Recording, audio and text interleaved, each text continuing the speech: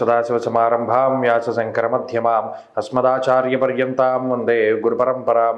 జ్యోతిషశాస్త్రాన్ని భావితరాల వారికి ప్రసాదించిన ఋషుల యొక్క పాదపద్మాలకి నమస్కారం చేసుకుంటూ, అలాగే నాకు ఈ జ్యోతిష విద్యను నేర్పిన గురువర్యులు జ్యోతిష బ్రహ్మ కీర్తిశేషులు శ్రీ ఈరంకి సూర్యనారాయణమూర్తి గారు, సూర్యశ్రీదేవజ్ఞ గారి యొక్క పాదపద్మాలకి నమస్కారం చేసుకుంటూ, ఓం శ్రీ మహాగణాధిపతి నమః, శ్రీ గురుభ్యో నమః, హరి ఓం.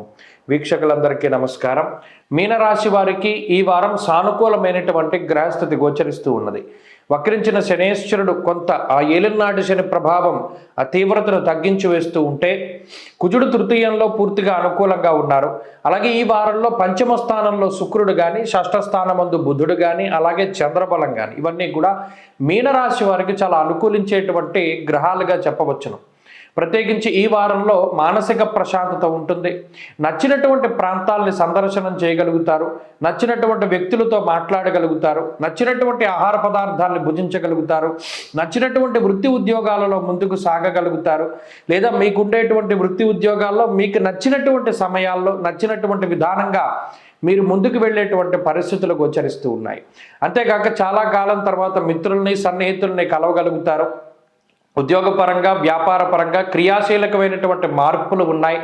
అలాగే మీకంటూ ఒక నిబద్ధత, మీకంటూ ఒక క్రమశిక్షణ ఏర్పాటు చేసుకుని ప్రణాళికాబద్ధమైనటువంటి జీవనాన్ని గడపాలి అనేటువంటి సంకల్పంతో ముందుకు సాగుతూ ఉంటారు. ఎవరి యొక్క ప్రోత్సాహము ఉండదు, ఎవరి యొక్క సహాయ సహకారాలు కూడా ఉండవు. కేవలం మీ యొక్క ఆత్మవిశ్వాసము, మీ యొక్క స్థైర్యాన్ని, మీ బలాన్ని మీరు నమ్ముకు ముందుకు వెళ్ళడం ద్వారా మంచి ఫలితాన్ని సాధించగలుగుతారు. ఈ గ్రహస్థితి ఆర్థికంగా ఉన్నటువంటి ప్రభావాన్ని చూస్తే ఆర్థికంగా స్థితిగతులు సాధారణంగానే ఉన్నాయి. కావలసినటువంటి ధనం సకాలంలో మీ చేతికి అందుతుంది, అలాగే మీకు అది ఉపయోగపడుతూ ఉంటుంది. అంతేగాక ఆరోగ్య పరిస్థితులు సైతం మిశ్రమంగా గోచరిస్తూ ఉన్నాయి. ఆరోగ్యం పట్ల శ్రద్ధ అవసరం.